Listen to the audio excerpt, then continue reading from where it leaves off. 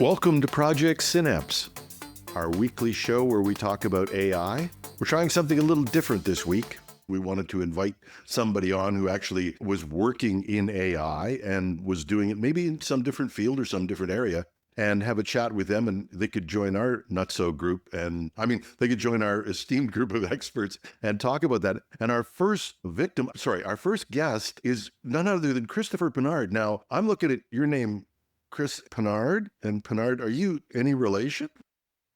100%. He's taught me everything I know, fortunately or unfortunately. Okay. No, I have to give credit to my Uncle John on the podcast. He actually, back in the day, both him and my Uncle Charles were both sort of IT wizards in their own right. Uncle Charles was on more Mac and design, and Uncle John was all the IT and security. And honestly, it's really what got me interested in computers in the first place. So brought me here.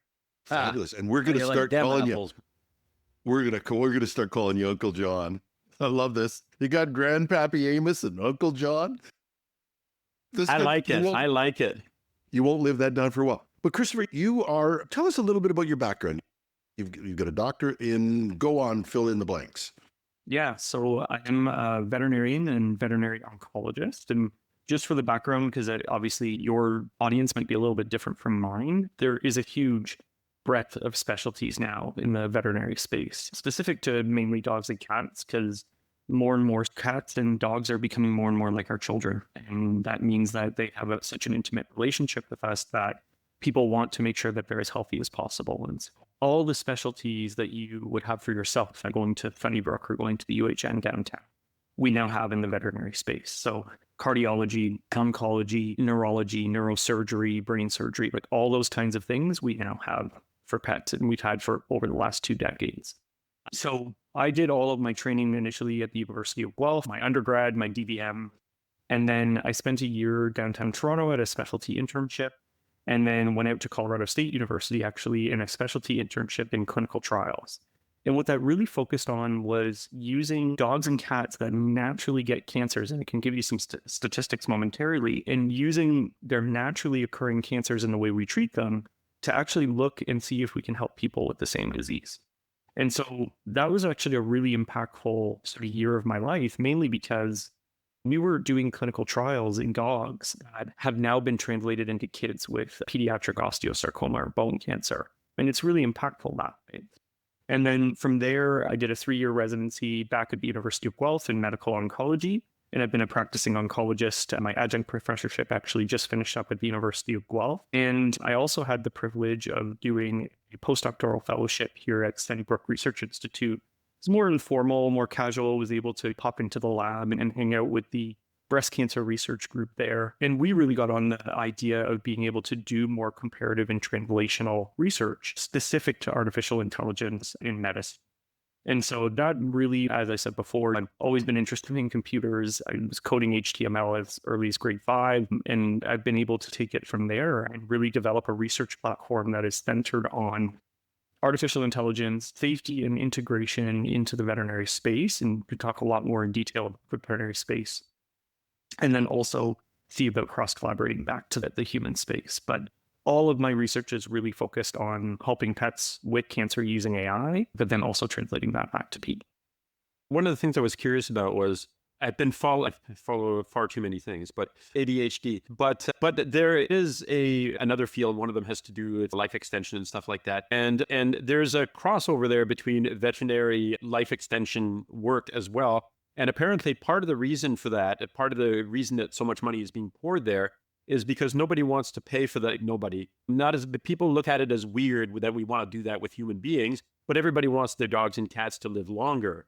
So do you find that crossover happen partly because people are so much more interested, and I don't know about you specifically, but people are so much more interested in their pet's livelihood than they are in their own? Does that make sense too? Yeah, I think we do see it. One of the unfortunate things about veterinary medicine, at least in Canada, things are trying to change in the UK, is that it is a fee for service. Nothing is covered by insurance unless you have insurance, pet insurance. So I do think that there are difficult scenarios where people come to us and treatments are expensive. We've got CT scan, MRI, radiation therapy, all these kinds of things that are wonderful to have at our disposal. And people are really trying to do everything they can for their pet. And I think, again, it's that notion that your kids leave and go off to school or go off to jobs or whatever it is, but your pets are becoming more and more like your children. I know I feel that way about my own cat, I have to say. I'm biased, but as they become more enmeshed in our families and part of our lives, I think there is a priority there.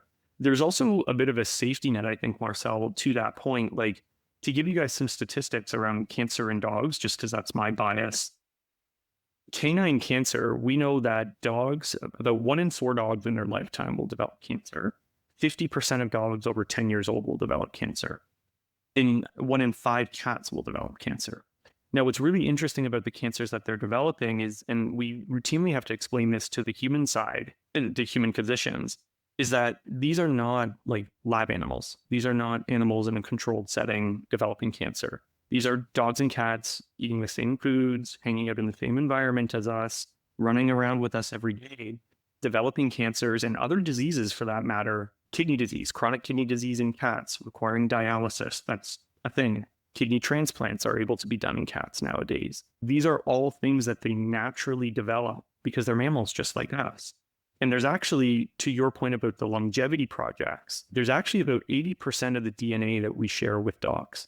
So their immune system, their DNA, a lot of these things are actually even more similar to us than what's traditionally done, which is lab mice.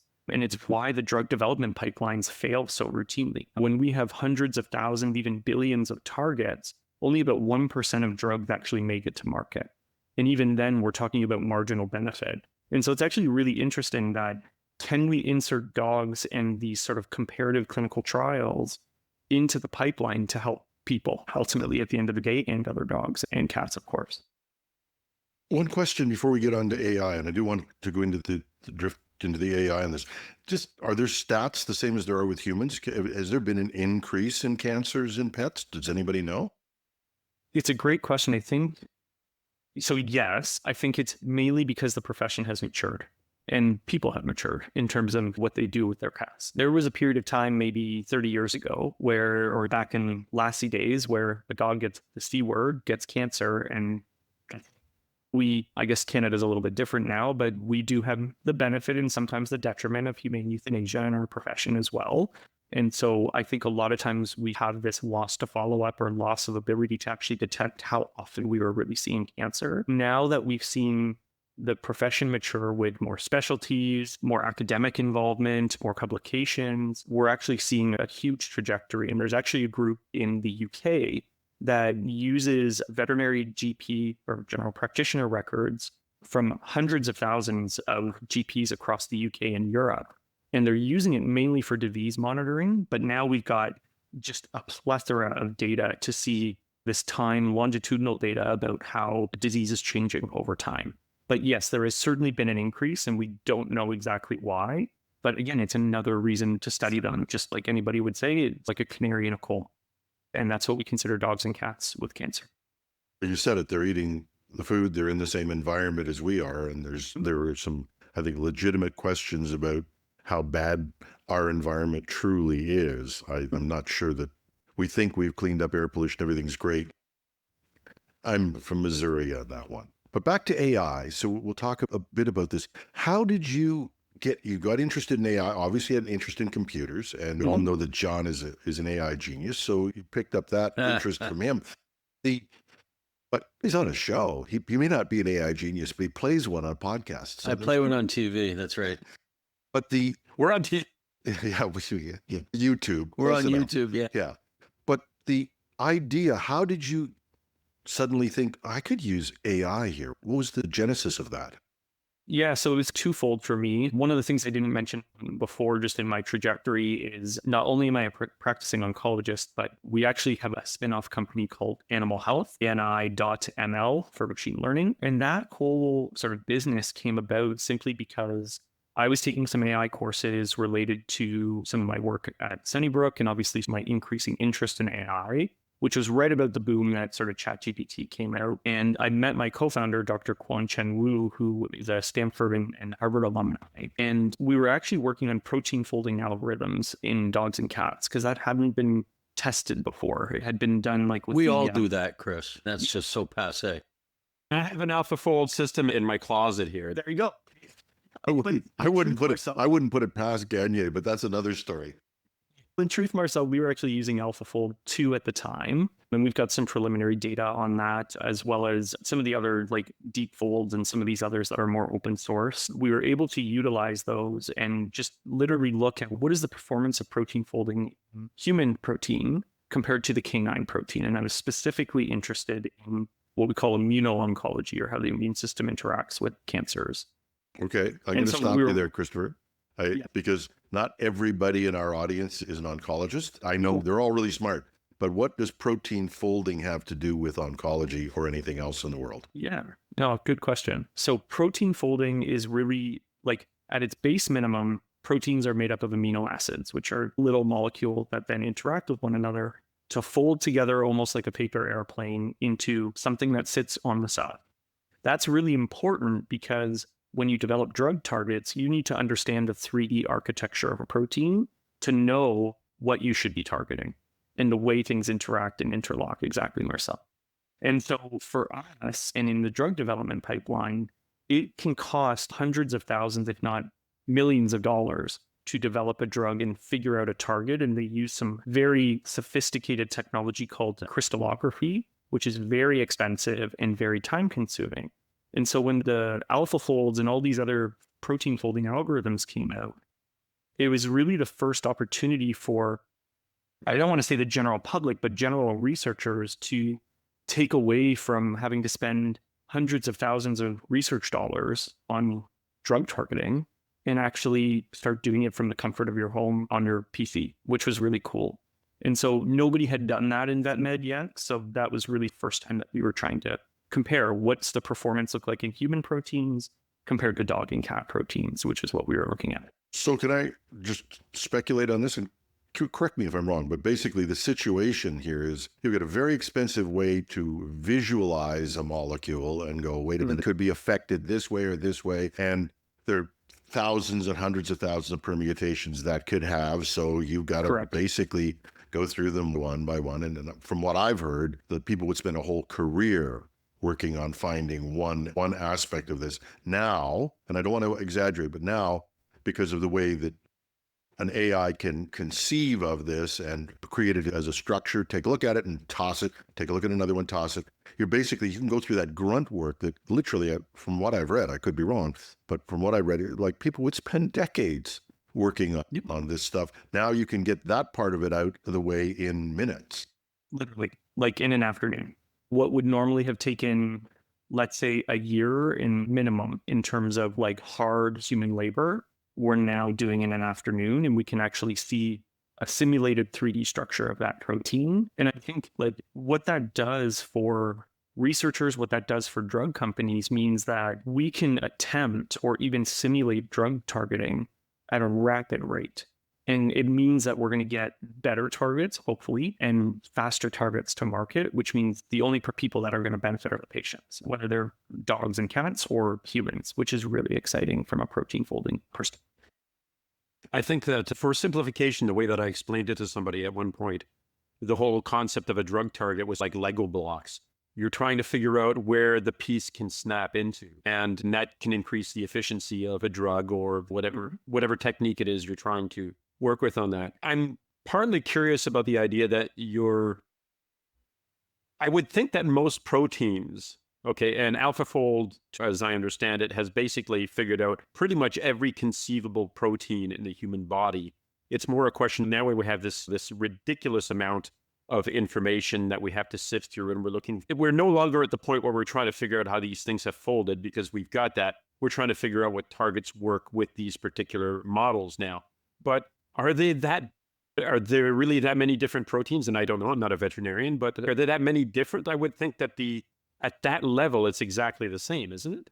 So I guess between species, there can be some fundamental differences. But what you have to remember is in an amino acid sequence, or the sequence that eventually tells you what the protein's going to look like, even one change in one of those links of that change can fundamentally change the architecture and the way things are interacting.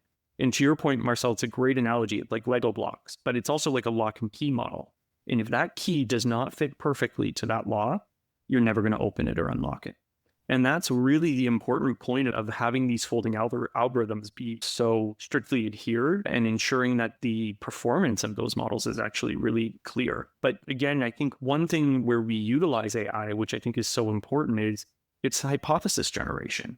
If you can have a simulation in place and say with a 90% confidence that you think that this is going to be an actionable target, a drug that we should create that should fit that lock and key model, you've now done that in an afternoon and you can go to production, test that theory very quickly, whereas we'd be waiting years to make that same theory possible. Is it fair to say that you're willing to, I don't want to scare anybody who's got a pet out there, but is it fair to say that you would be willing to test a potential treatment on pets faster than you would on human beings? That's what we're seeing actually happen. So I'm currently having conversations. There's a lot of drugs that are trying to come to market. Canada is a smaller market in comparison to the US. And dogs and cats, again, their side effect profiles, their metabolism, everything about them is actually very similar to us. So there are opportunities, for better or for worse, to utilize them again as sort of these canaries in a coal mine to try new drugs and see what the benefit is like. The National Institutes of Health and National Cancer Institute has what we call a Comparative Oncology Trials Consortium, or COTC. And effectively, what they've done over the last basically 5 years is they've taken dogs with bone cancer and they have a sort of one arm this is like traditionally how we treat a patient with osteosarcoma or bone cancer. And then they've actually had 2 subsequent trials and actually a third now that are trying different additions of therapy that could potentially be translated back to kids with osteosarcoma. So it's a really cool analogy. It's a really cool way that we can help dogs, but also help people. Just want to back up on that just a touch, because you talked about the prediction and being able to model these and predict. Is molecules the right way to describe it? So you model these molecules and you actually go after them and try and figure them out. I've been hearing and reading about a human cancer trial where they're actually able to test drugs in this virtual model, and they could run through, and there was one where cancer cells, apparently our bodies will attack cancer, but the signals that cancer gives is really weak. So our immune system can't find it. So great idea. Hey, if we could make that signal stronger, then the body would take care of the cancer. And these guys went literally through I presume every drug imaginable or every concept imaginable until they found, using AI, something that they thought would work. Then they could go into trials. Now that is another place where there could be years of work, of theory, of working on this. So are you seeing that side of it as well in what you're doing?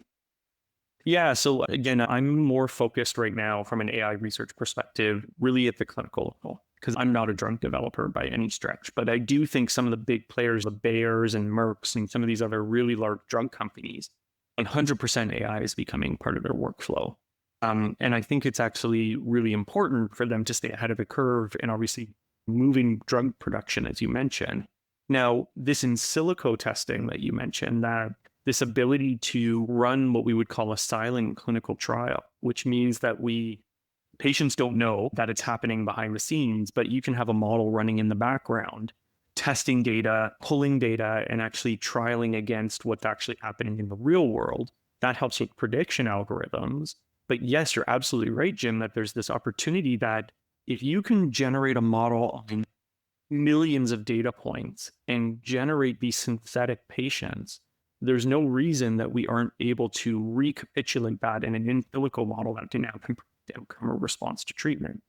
And that's actually some of the work that was being done at Sunnybrook while I was there, which is they were doing pathomics, which is this idea that you take the biopsy from a breast cancer patient, you look at that slide, and you use a whole bunch of interactions, including pixel by pixel interactions simply using or computer vision, but then also looking at other things you mentioned, like the interaction with the immune system, the tumor at the cellular level, and actually start to pair that with what is the patient going to respond to treatment.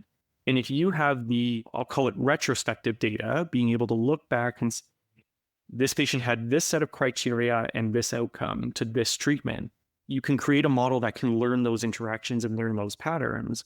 And you're now going to have a predictive algorithm, which is really fantastic. And I think the other thing that's really important about that is there's this idea that if we can have personalized medicine to the level of If Chris has cancer one day and I know that I'm not going to respond to a treatment, I'm only going to get the toxicity of that treatment, why would I receive that treatment? Does that make sense? Yep, perfectly. Yep. John, you were going to. So, yeah, I was just going to say, so correct me if I'm wrong, but through the use of AI, this testing, or I'll call it synthesizing of, it's almost synthesizing of clinical trials, that this gives or would give drug companies the ability to get to a point of having a clinically proven product much faster. Is that Yeah, correct assumption? 100%. And yeah, go ahead. That's huge. I spent 17 years of my career working for a pharmaceutical manufacturer, and at least in Canada, So now it anyways- comes out. Exactly. I was the tester, Marcel. Yeah. But the patent is valid for 20 years from date of discovery. And it's not the date that the product becomes publicly available. It's the date that the manufacturer discovers that, hey, we've got this drug. We need to go through clinical trials and all the rest of it. And at least back in my day, getting it to market could take upwards of 10 years. So you're now halfway through your patent.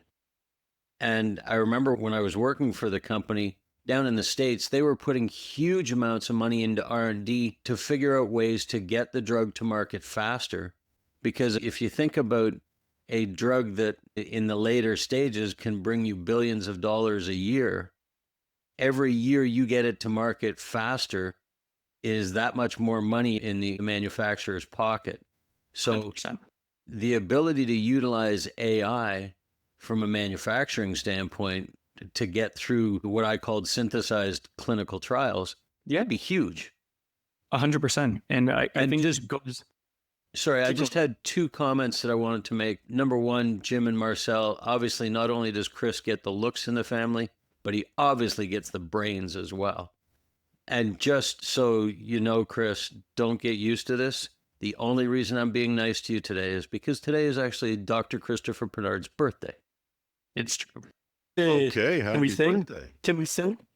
No, And if other people would have a party, you have an interview. Okay. yes. Exactly. And it's foolish, Chris. I want to turn this around now and talk about your business, because part of this was there's this myth that I'm trying to dispel, and I think Marcel is and John is as well, is, hey, everybody says, well, no, nobody's doing anything with AI. It's a bubble. It's going to burst. And I think there are issues about that. We could talk about those. But there are people forming real businesses at a sophisticated level using the AI that exists now. And that's, so tell us more about how you got the business idea and what your business is.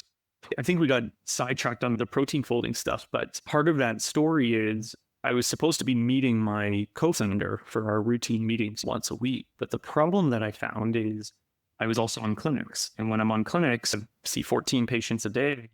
I need to prepare for the following day. And so I was reviewing clinical records, and the way that referrals work, the same as in human medicine, is a general practitioner will send me a referral, and I can have a 400-page referral that I need to sit and digest that information, type up a brief history, and provide that to the client while I'm talking to them about their cancer. And so when I was showing up late or sometimes missing my meetings with my co-founder, he said, Chris, that's a problem we should naturally solve. And at that time, there was a lot of AI scribes coming into this space, which I think is just the same way that we think of like radiology being this big AI use case. I think scribes also became something that just makes sense to people, but nobody to date is tackling the language specific problem in veterinary medicine around summarization. Clearly, summarization is actually a very hard task. And so that's really how we formed the company. And we formed a lot of our research questions around summarization as well. And so what we're able to do today is our pipeline has been trained on 3,500 clinical records from the veterinary space across specialties. And we've actually built an engine that can actually understand veterinary context. We published a paper in Veterinary and Comparative Oncology, which is an open journal specific to comparative oncology or oncology in the vet space as well. And effectively what we did is we asked the question of, how do just normal general language models perform on veterinary text? And we use something called named entity recognition. And again, just because it might be a broad audience, NER is really that capacity to take a entity or word or string of words and categorize it. So, a osteosarcoma or bone cancer would be categorized as a diagnosis. And we actually took a model from the University of Toronto, their School of Public Health, that was trained on hundreds of thousands of records, as well as some public literature. And we just said, can you use a human medically trained model on veterinary context? Unfortunately, it performed very poorly, really poorly. What we found is that even though it was able to pick up keywords like certain cancers, heart rate, like stuff like that out of the records, the context by which that was important to the clinician, which was me and another colleague of mine who went through manually 2,000 different labelings through these PDFs, medical records, it really did a poor job. And what it really reemphasized for us is that context matters. The veterinary context matters. And we actually Did you give us an example? Yeah. Does one pop to mind? Yeah, like I think there was certain areas where, things like it would say, I don't know, I'm trying to think of a good example. I would say something along the lines of a family is considering humane euthanasia, and it wouldn't even pick that up as clinically relevant. And that's an important context as we pertain to especially how veterinarians work and the domain that I work in, right? And so what's actually even more interesting from there is after we developed our pipeline, we actually just published a study in Archive. So it's freely open for everybody. I can send the link afterwards if you want to include that in any show notes. But we actually there are currently 44 AI scribes in the market right now. And this might be a good point where we start to get into the regulation around veterinary medicine, which is 0. But there are 44 AI scribes, 2 of which offer summarization currently. And these are veterinary labeled or veterinary marketed products. And we took a group of summaries, about 41 different clinical records that we use as our base data set. Not a big data set, but small enough that we thought it was impactful. Oncology specific, because I had them. And we ran it through our pipeline, and we ran it through these other 2 models. What was really scary for us is that the variability, like that standard deviation of the performance metrics around the summary output was actually extremely wide and variable in those other 2 products, and they were almost identical. And that really flagged for us that I think what's really scary right now is there's probably a lot of products coming to market that are simply trying to do some prompt engineering mixed with literally an API call to ChatGPT.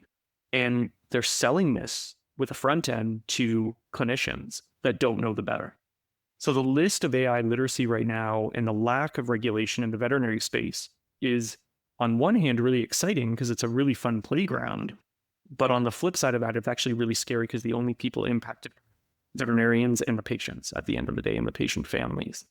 So let's back this up just to your basic problem or basic thing that you're trying to solve. Yeah. You're in a clinic and you've got, I presume, and this does model what happens to doctors. I got a friend who's a doctor, and she says she's working till midnight every night. And I'm going, I'm seeing patients till midnight every night? She said, no, I'm doing paperwork. And she'll literally sit you down for 15 minutes, talk about, make some notes, and then has this impossible amount of time afterwards where she has to turn that into some sort of form. And I don't know what it is. I'm not a doctor, but it takes an inordinate amount of time. Is the parallel is the same in veterinary medicine? Yeah, 100%. And there was actually a study by Microsoft because of all their Dragon dictation. And I think they own a piece of Dragon and some of these other AI scribe companies are now enmeshed in the Microsoft bed now.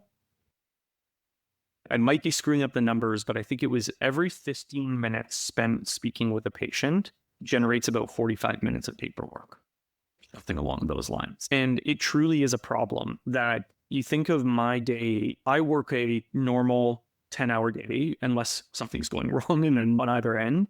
On top of that, I'm prepping the night before, I'm prepping the night after, and I'm following up on all the other things done. So I very quickly can work 60 to 80 hours in a week, simply just playing catch up. And it's a real big fundamental problem. I suffer, my team suffers, but also the patients suffer because it means I can't see as many patients. And a doctor, this is what drives me absolutely nuts. A doctor spends 15 minutes, if you're right on this, I have no reason to doubt you, 15 minutes visiting a patient, 45 minutes doing paperwork. That's 3 patients that don't get seen. 100%. And the Like other any piece to other that, world, if you had those productivity numbers, you'd be screaming. Remind me, I have one study that I want to show you guys, and I want to screen share for it, but go ahead. I was just going to say, the one problem that I see with that too is that if you or a human doctor spends 15 minutes with a patient and then knows that they've got 45 minutes worth of note taking to do later, if you're seeing even 10 patients in a day, how the hell do you make sure you remember everything that you wanted to make notes of for that first patient?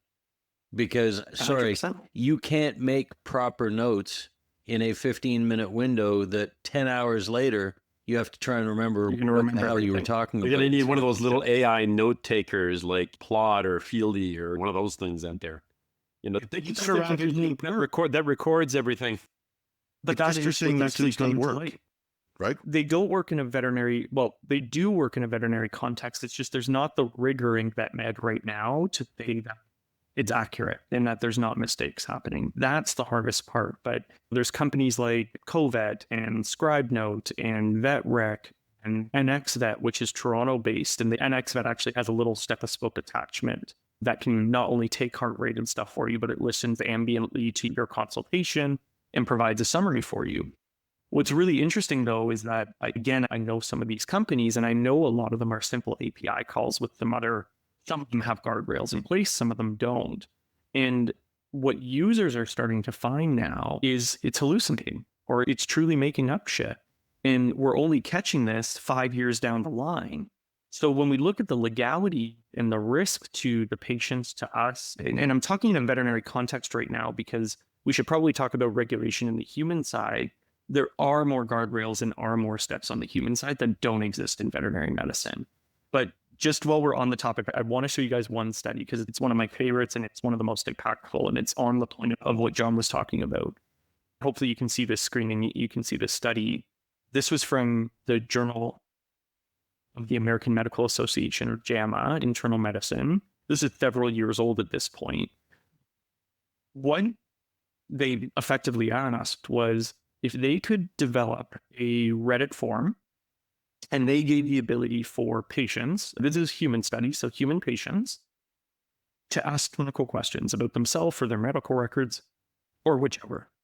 So they created this open forum on Reddit. They allowed the questions to be asked. And then the researchers actually randomized a response, either from a physician or from a chatbot.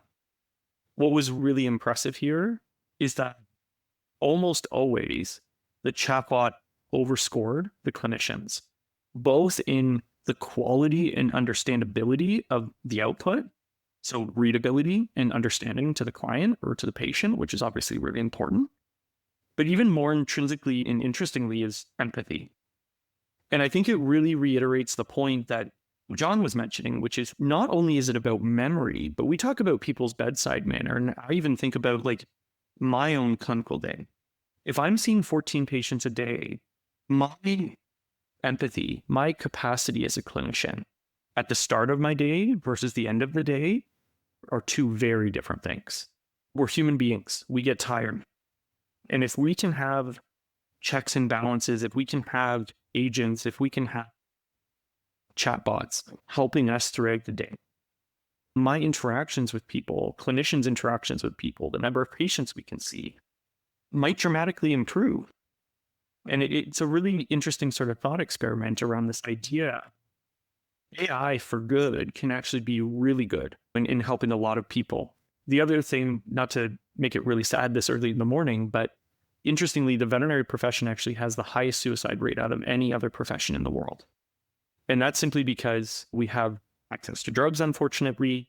We unfortunately have the ability to euthanize. And honestly, it can be a hard job. And there's actually a lot of AI chatbots now that are coming out in the mental health care space, not only to help clinicians, not only to help patients, but every team member involved in between. And again, it's this idea that if you have AI for good with good checks and balances, we can make a significant impact for people. So I want to go back over what Marcel was talking about, because the idea that you could just record while you're doing the session and that you can record an audio recording, but the problem is that all of these AI recorders really depend on knowing the words you're going to use. I do these translations all the time, and I haven't found an AI that can spell ChatGPT yet, or any of the words involved with AI, weirdly enough.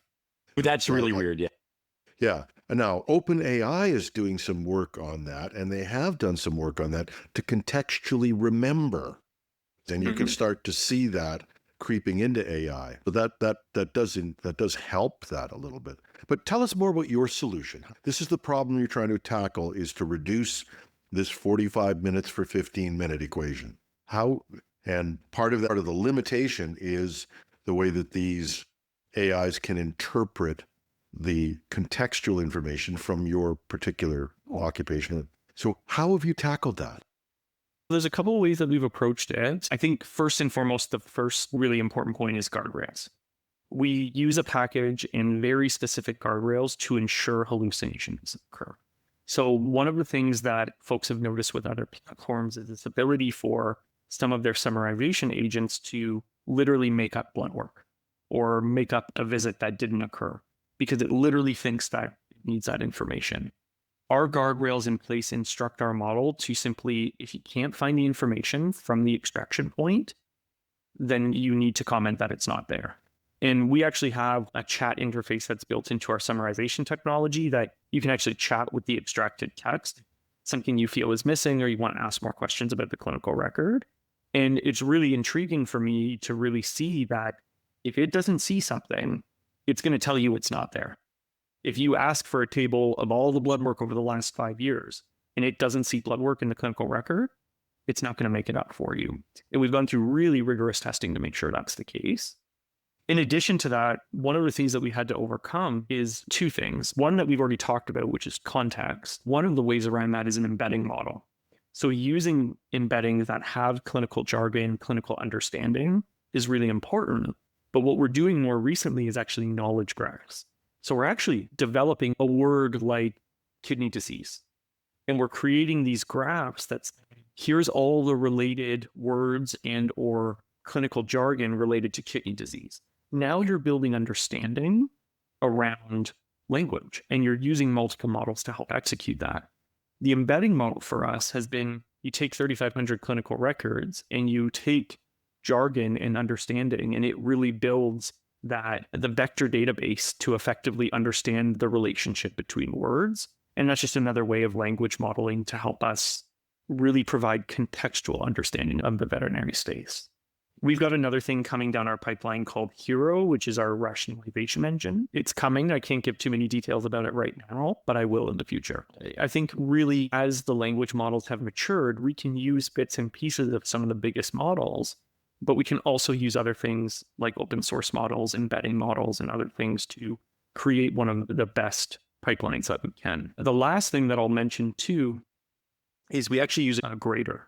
And we just published on this as well. We've got a GitHub that's open source that I can give a link to as well. A lot of people have looked at traditional language metrics, F1 score and sensitivity, specificity, OROCs, all those kinds of things. Those metrics, traditional language metrics, do not always correlate with what we're seeing clinically or what we're seeing in the output. And so what was really important for us is to actually have a grading methodology. And so that's actually using another language model to grade what is output from the original model. And so we're effectively using AI to help AI or language models to help language models. But what it does with a high fidelity and rapid rate is it ensures that quality is produced for the end user. And that's all part of the pipeline. So it will not structure or provide an output unless it hits a minimum grade. And that's really important to us to ensure quality is maintained. Yeah, this is actually one of those things that is becoming increasingly common. And I know that I think all three of us do this on a regular basis. You're using one model to research information or to call up information. And then you've got another model open on the other side and you say, look at this, is this all legit? And I find that that's a very smart way to do things, because otherwise you're spending all your time back checking or fact checking what the AI has spit out for you, when in reality, what you could be doing is just using a different model and saying, okay, here's some information. Can you fact check this for me? And go through all the stuff. So that spinning off agents, if you will, in the background, if I do it and I cut and paste it, obviously it's a manual process, but you can also spin off agents that basically look at each other's responses and then try to decide whether those responses are accurate or not. That's only a way to save time. And let me just show you very quickly. This is one of our publications coming to the framework. This is part of our LLM grading framework that we presented at the SABI conference, which is a primary AI conference at Cornell held every year. Effectively, what we wanted to show was exactly what you just said, is that we can actually use language models with a higher accuracy than even a human in terms of standardizing scoring and ensuring proper information is extracted. So for people that are not watching this on YouTube, what we have here is a graph, and it actually showcases every one of these bar graphs and lines as a patient or a patient summary. This line here indicates the clinician ratings, because we had a 41 patient data set or 41 record data set where we individually as the clinician went through and said, okay, I'm going to rate the summary from our model. We then compared that to the LLM agent, that our LLM grader that goes through. And we looked at the correlation between human grading and the LLM grading. And what was most interesting to us is that in general, there's quite good alignment between the grade, which is the score on the left here, between the human, the blue line, and the LLM grader. But there were some discrepancies. And what was really interesting here is you can see that on this particular patient, patient number 10, on this clinical record, I rated it a 5 out of 5, 100%. Excellent summary. I have no additional comments. But the LLM agent actually said, the summary suffers from significant factual inaccuracies, most critically the incorrect date for the presentation of a cough and subsequent workup. This error fundamentally misrepresents the timeline of the main clinical problem. So I think it really highlighted for us, humans make errors, and sure, LLMs make errors too, but if we can have both working together to reduce the overall error rate, we're actually going to do a lot better with summary output, which is our main goal here. But it was really cool for us to see how that could potentially help people in the day-to-day.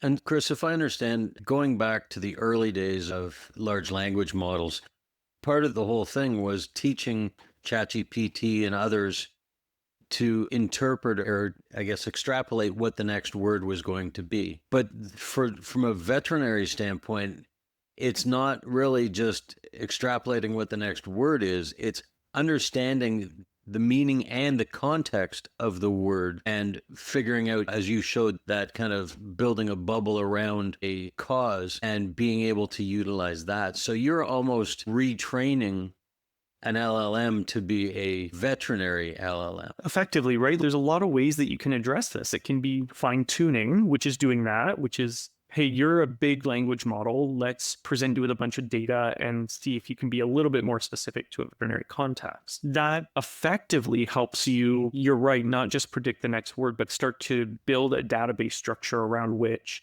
this vector database, which says, here's the relationship between words that maybe you've never seen before or understood before. And that's really as simple as language modeling is today. What's more interesting, I think, for us is really starting to build the knowledge and build the rationalization. How is a model going to contextualize that? If I have a patient with 30 different diseases, how is it contextualizing which one is most important, or is one more important than the other?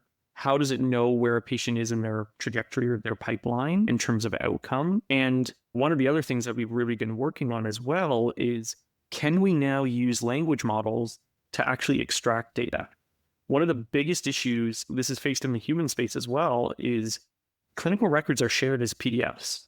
It's BS, honestly, right? Like in this day and age, how are we at a point where when I want to do research or when I need to transfer a patient, I have to send it as a PDF via email? A, that's extremely insecure, and B, it's too rudimentary. So what we've actually been able to do is we can actually now take our veterinary model or veterinary model pipeline, and we can actually extract clinical information. And so we're working with a few companies right now where it's not about the summarization that they're interested in, or that's only part of the pie that they're interested in, but we can actually go from, here's 700 patients and all of their records, and here's an Excel spreadsheet or a database for you where you can see a whole bunch of parameters that you're interested in. So we've now structured unstructured data, and we're now capable of doing that. And that's a really big problem that we really want to. I was just going to say, it's not just about summarization. Or first of all, I think we have to get past this idea that we're still thinking about artificial intelligent models in the way that we were like 2 years ago or 3 years ago or whatever.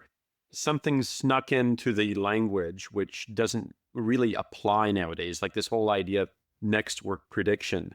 That's not what models are doing these days. Models are far more capable and far more intelligent than that.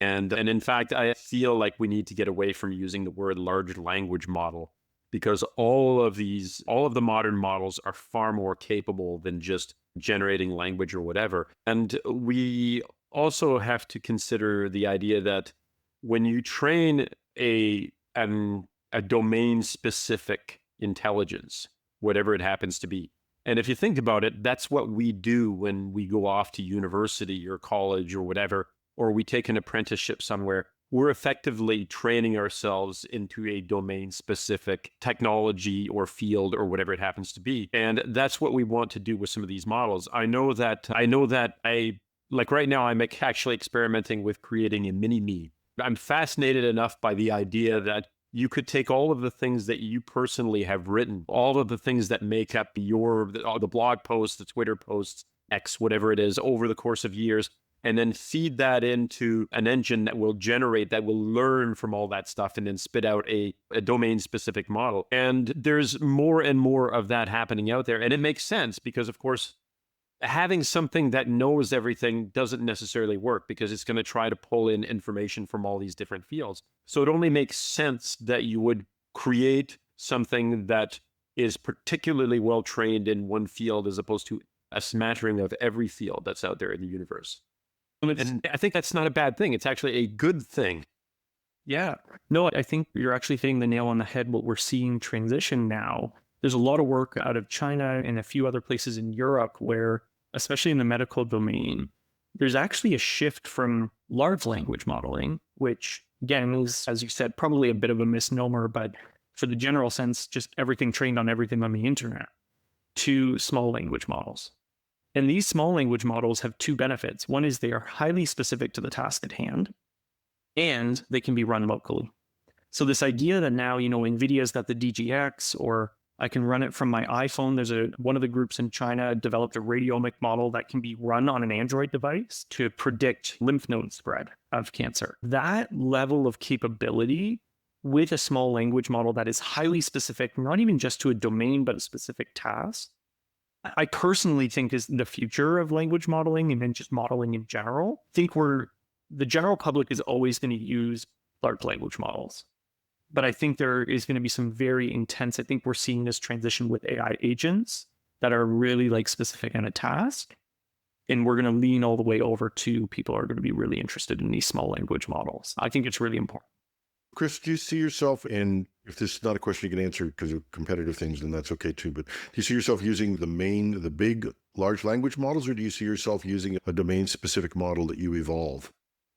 I think really more the latter. And what we're actually working on right now is we're trying to collaborate with a few academic groups as well as creating the baseline benchmarking tool. Benchmarks don't say everything, obviously, but what we want is the same way that GitHub and Hugging Face have all of these sort of competition boards.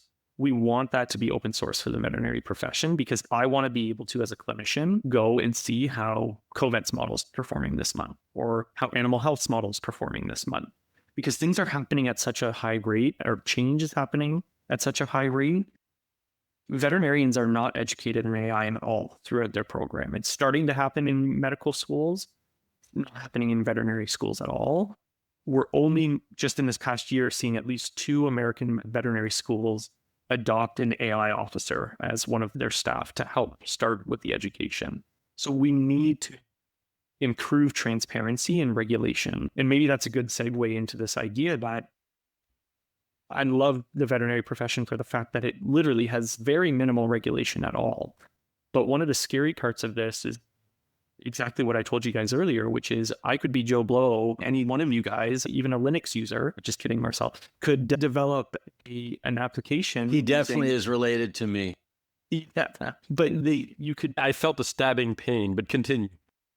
you could use a vibe coding agent over a weekend and label yourself as a veterinary tool and start selling it by Monday. That's a significant problem. And I think what I see right now is the education is so low for veterinary teams that people are still using ChatGPT to summarize records. And people don't realize that they're putting PII and PHI into the cloud and training a ChatGPT model on that. It just doesn't make sense. And so there needs to be more education around small language modeling, regulation, hosting models locally with things like even Notebook LM and like some of these others. Like, God, who's the other one? I could see the app in my mind, but I use one locally that runs on my Mac. But the other thing that I think too that we should talk about is federated learning. And I can define that if you guys don't know about it already. But it's going to be a really important meshwork moving forward as we have medical facilities, even lawyers and other professionals utilize modeling across the board. We don't know. We don't know about it. Marcel does, but explain it for John and I. Yeah. So federated learning is this idea that you can host a base model in the cloud, but every institution that partakes in contributing to that model retains their data. So it's only the model weights that are actually sent to the cloud to improve the model. There's nothing about the data itself that is actually sent through. And that's really important, obviously, from a human hospital perspective, because of PHI and PII, that should be redacted or not shared at minimum. But it's also really interesting because what we've seen come out in the literature is actually a lot of human-related medical bias. So if you are a person of color in certain demographics in the US, there are models that will suggest that you actually don't get treatment, whereas if you're a white male, it will suggest that you get treatment with the same disease. And the problem is that because of underrepresented populations, because of different demographics from hospital to hospital and a whole bunch of other issues, there's true algorithmic bias that is happening at scale. And unless these models actually have that a deployable and validated bias mitigation, we're actually seeing really big consequences with those models. And federated learning actually is a way of slightly overcoming that in the sense that your model, your weights, your performance is based on your hospital data and the demographic that you see. And that's a really intriguing point of we're going beyond personalized medicine, personalized modeling. It's really hospital or institutional level modeling by hosting something in the cloud and making sure those weights only talk to that hospital and vice versa. I'm going to play devil's advocate for a second here because I'm a big fan of the idea of federation. Like, for instance, there was a big push for a while there when Elon first took over X to create a federated version of Twitter, which is what Mastodon is. And although all of these different instances could talk to each other, there was a locally run and operated version of that particular feed of information, even though you could talk to it from somewhere else. And oddly enough, it makes me think of the old BBS days, but seriously. But the problem, of course, is that when you have these isolated, I'll call them bubbles just for fun here, that can reinforce a particular type of information and, of course, block out information that you don't like for whatever reasons.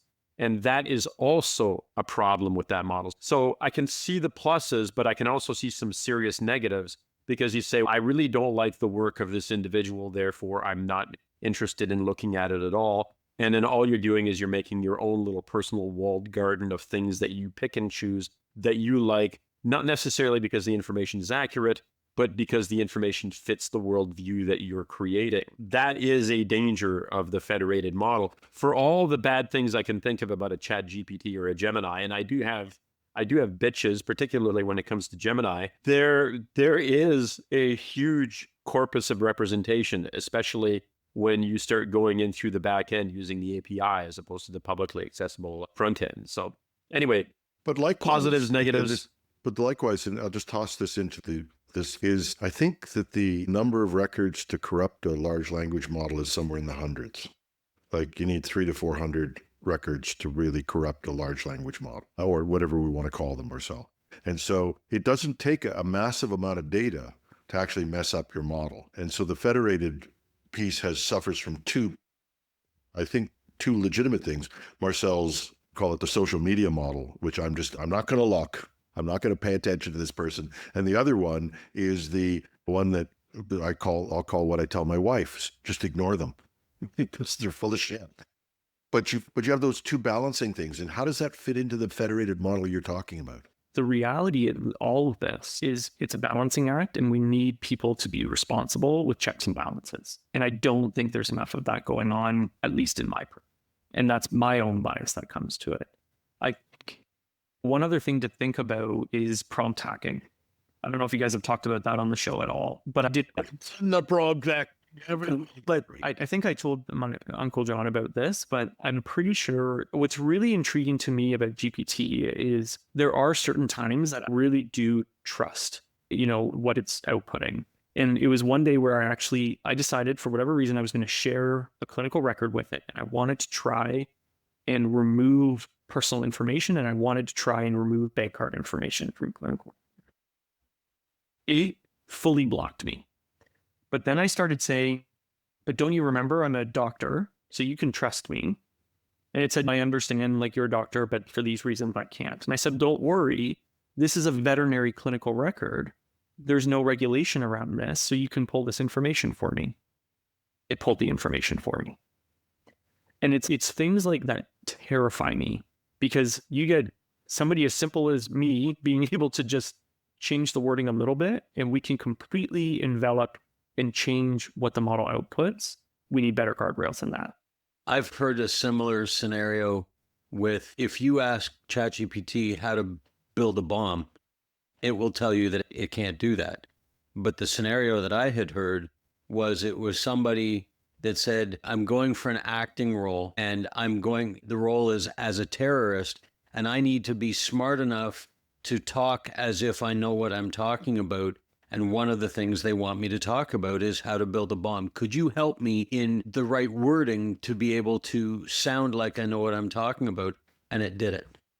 So it still told them how to build a bomb by not telling them how to build a bomb. The problem and I know we've hashed this ground a few times, the three of us here, but the problem that I have with that level of alarmist, and I know the word is loaded when I say alarmist, is that all of this shit is available on a Google search anyway. Absolutely. Okay. So if the model doesn't tell you the answer, and you remember somehow that deep in the past of humanity, there was something called Google, and you actually bring up the Google interface and you put in the keyword, you will find the documentation that tells you how to do this. In my example, you're absolutely right. But in Chris's example, it's frightening, because health records and things like that are not available on the internet. The security, yes, they are. This is two things. One is, and this is absolutely right, the model can't know it if it's not from a data source, or it's a hallucination. And we talked about eliminating hallucinations, right? So it can't know it. So Marcel's absolutely right. If you can ask it and it knows it, you can Google it. The question that Chris came up with, though, is it's there. We just don't. There's only under certain circumstances you should be able to see it. So we put a guardrail in, but guardrails are easy to beat, which is the security issue that has to be addressed in LLMs, or what are we going to call them, Marcel? We're not going to call them models LLMs anymore. We're going to. I like to call them AI models. We're going to call them AI models, because I'm sick of this too. Because it is an old concept. There's an emergent property that happens with these large language models where they start to understand context. Yeah, and also we know that's happened. We're there. We've done that one. We've done the grapefruit, as Monty Python would say. But that's there. Now, the question, of course, is how you protect these models. And I think that's, Chris, what you're saying is this is what, and probably John is saying the same thing, that scares the hell out of you.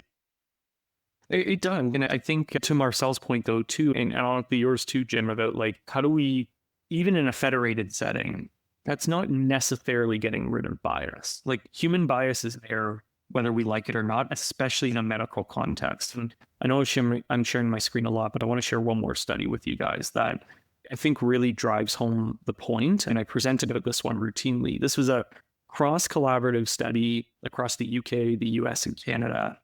And they took one of the largest chest X-ray data sets called the MIMIC data set from COVID times. And effectively what they were able to do, and they asked a simple but maybe scary question, can we predict race based on a radiograph? All the metadata has been wiped. There's nothing in that metadata. There's nothing in the radiograph itself other than grain level pixels to say what the patient's race is. With an extremely high accuracy, they were able to create a model that could simply look at a normal X-ray and predict race. What's really scary, though, is they started adding these low-pass and high-pass filters, which effectively made it blurry or gray, to the point that this doesn't even look like an X-ray anymore, which is this box here in E. And the model was still able to predict race, and they don't know why. And I hate the term black box because I'm not sure that I'm a big believer in black box methodology, but I do think it's terrifying to me that if we don't even know our own biases, or if we have models picking up something as sensitive as this with a subtlety as simple as a gray box, there better be better controls, and we need to be internally reviewing routinely. And that a lot with the good machine learning practices, and in the human space, they're talking about longitudinally every 3 months, we need to reevaluate our models, relook at the data. Like, this requires big teams and big implementation. And my fear is that it's not happening at scale as it should. Or at least from a another safety model to perspective. do it. Correct. Or another model to do it. Because I think that's the Yeah. only way. The emergent properties of a large data set at a certain point become not understandable. And that happens throughout physics. It happens everywhere. When we start to tear the universe apart right now, they're finding out all kinds of stuff that just shouldn't happen. And that freaks out physicists. But the reality is, the more you understand about something, the more you understand what you don't understand. And that's something we have to cope with. I want to push us to a couple of things in this discussion, and two that are interesting to me that don't relate to the technical part of your doing. You're starting a business in Canada, a young person starting a business in Canada. What's wrong with how Canada treats you right now, and what's right with that? I will say it was very hard to get even a bank account with a co-founder that's from the US. So that was really interesting for me. I will say, I think we're very lucky given the domain that I'm in. There's actually a lot less problems. If I was a human algorithm-based company, I think there would be a lot more guardrail in place, but maybe that's a problem in and of itself. There's zero checks and balances. They don't care what I'm doing. So that's probably a problem in and of itself. Opening a business in Canada, I think, honestly, it's not a Canadian problem. I think it's an American problem in the sense that we're the small fry. It's really hard to sell product, to sell software in the US right now anyway, simply because unless you have boots on the ground that can go to clinics and do these things, you get lost in the woodwork, which is really hard. It's such a big market with lots of other players in place. So I can't really say, Jim, that I have particular problems in Canada, other than what I mentioned about, I probably shouldn't say this as a CEO, but like, they should be harder on us. They should be checking things more clearly and more confidently, whether I'm veterinary, whether I'm human medical, whether I'm for a lawyer or other business, it doesn't matter, or IT. There needs to be better checks and balances around AI. And what would keep you here? Why wouldn't you go just pack this up? Somebody, and let's be real, Google calls you tomorrow and says, look, Chris, here's $1 billion. Come down here. What would keep you here? His Uncle John. Yeah, definitely. No, in truth, like, family is a big reason. I have had some opportunities. There are some professorships and things in the US, and honestly, a lot more money comes with it going down there. But I think the one thing that keeps me here is family, my house here, the work we've put in here. And honestly, I simply like being Canadian. I think there's really something nice about being Canadian. And truly, Toronto itself, from an AI perspective, professionally speaking, is such a great hub to be a part of. There's so much going on here, literally 5 minutes from my door. That is so exciting. All the human hospitals, all the work that's being done in AI, the Vector Institute, all these things here in Toronto. We've become an AI hub, for better or for worse. Here too in Waterloo. Yes, and We just consider Waterloo to be part of Toronto. yeah, it's true. It's that part that we don't usually talk about. Yeah, It's true. Miners Bay, we the consider valley. to be part of Toronto. But I do think like the GTA/Ontario in general is becoming an AI hub. And I think it's fantastic. There's a lot of talent here. And I think it's we going to won't be happy till interesting. you say the word Waterloo. You got to say the Toronto Waterloo corridor. Yeah, That's right. I'm very interested to see what Evan Solomon, our new Minister of AI, is going to do, for good or for bad, to hopefully help innovation as it relates to AI within Canada. All joking aside, I am extremely proud of my nephew, not only at what he's done, but at the fact that he's actually bringing this AI technology related to the veterinary space to Canada, or it's being built in Canada and promoted as Canadian. but this is an important thing. But this is an important thing for us to be able to say at this point. You've got your minister asking for input, and we have to be providing that to him. The thing that just amazes me is that you haven't mentioned that somebody from the government has come back to you and said, "What help do you need?" And that pisses me off. That's because unfortunate. You're doing something exciting. I can't believe that nobody's aware of it. And instead of now, they do this usual thing of, we'll put up a website and you can work your way through it. Give me a break. Because we did this in some places like IRAP and NSERV in the olden days when we wanted to get innovation in the country. They had people who actually worked and were there to support businesses and in the early stages, and they could help find these successful businesses. That personal thing seems to have gone away. And here, Evan Solomon, just so you hear me, because I know you listen to the program, you could use AI to do this, buddy. And on it, just Jim, on that. Oh, sorry, Marcel. No, please go ahead. I was just going to say on that point, Jim, like we have reached out and talked with representatives from Health Canada that does a lot of software as a medical device sort of regulation. And we've talked, myself as well as one of my other colleagues from the University of Guelph have talked to them about the veterinary space. I think the problem is, to the government of Canada, the veterinary space seems quite small. What I don't think there's a realization about that could potentially be quite impactful is there is no regulation here.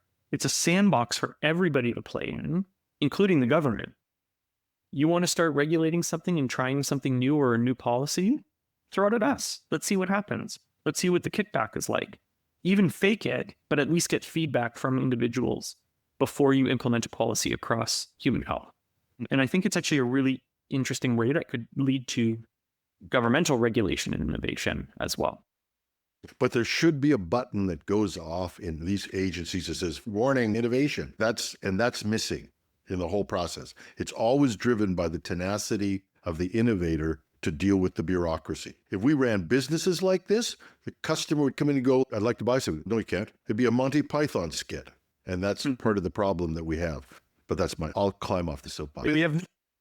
Yes, we have no Jesus yet. Any other questions for you? Guys? I have one, and that's, where do you go from here? Don't know. So right now I'm actually working in who knows this, I'm about to open a veterinary oncology practice in downtown Toronto into the running animal. And so the idea is to have them synergize where we can start utilizing our data moving forward for good. I think really, as I've already alluded to, I think for us, language modeling is important, but there's so much more that we didn't even touch on today. The ability to use CT and ultrasound and other radiomic models that can help me as a clinician do a better job with better prediction, better outcomes, truly personalized medicine, and start to cater that to immune therapies and new drug targets and all these things. Like, this is where the future of oncology is going, and the future of veterinary oncology is going. And I am really excited. I think summarization, structuring data, and policy are my other side projects that we want to get off the ground, and hopefully we'll get. Chris, it's been a pleasure having you, and great to listen to you. And it's nice to have somebody smart on the program for a change instead of the three of us. But Chris, there is one last thing that you need. There's one last thing that you need to do before you leave, though. You're going to have to do the you have to learn to do things. Let's see. Live long and prosper. Long and prosper. Live long and prosper again. Not even a problem. No, I got them. All right. Thank you guys for your time. Appreciate it. All right. Thanks, Chris. Talk to you soon. Okay, take care, guys. Bye. Bye, Chris. And that's our show for this week. I hope you liked it. Let me know what you think of the interview format and whether we should do more of those shows. And if you're someone who's got that particular expertise or is working with AI at a level like this, drop me a note. You can reach me at technewsday.ca or technewsday.com. Go to the Contact Us page, or if you're watching this on YouTube, just put a note under the video. I'm your host, Jim Love. Thanks for listening.